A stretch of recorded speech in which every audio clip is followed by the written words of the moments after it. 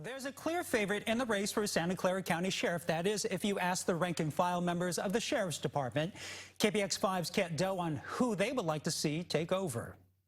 So the rank and file deputies here at the Santa Clara County Sheriff's Office were recently asked who they should back in the upcoming election.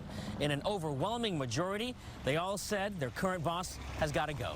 The Deputy Sheriff's Association, the union that represents 370 men and women who patrol Santa Clara County, had 4 choices on who to endorse, all of them seasoned law enforcement veterans. And they chose Kevin Jensen. Kevin received 97% of the votes from our general membership, yes. Have you ever seen a vote that high?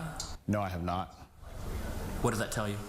That tells me, again, that it is time for change, and the general membership believes that it is time for change. It has been a whirlwind of back-to-back scandals for Sheriff Laurie Smith. In January of this year, the state attorney general announced a civil rights investigation. In August of last year, the DA announced the sheriff was under investigation for a pay-to-play scheme involving concealed carry weapons permits. Shortly after, the County Board of Supervisors passed a unanimous vote of no confidence. In December, a civil grand jury indicted the sheriff on corruption charges. Back in 2020, the county settled a lawsuit for $10 million over neglect and mistreatment of a jail inmate. And finally, there were the 3 deputies convicted of second-degree murder for beating an inmate to death in 2015. You've mentioned transparency multiple times now. How do you describe the situation as it stands right now under the current leadership? I believe that the sheriff and the current administration has done all that they can. I won't dive into that.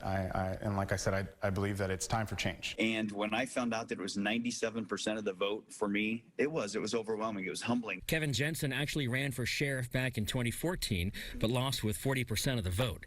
And yes, the union backed him then, too. Jensen retired from the sheriff's office after 28 years and was assistant chief of the jails. He believes the scandals combined with the union endorsement will be enough to push Sheriff Smith out.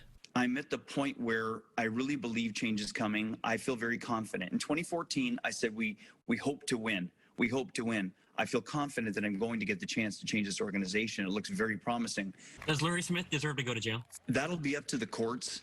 I know of some pain points. I also know that in a time where so much is happening, I see a lot of politics involved.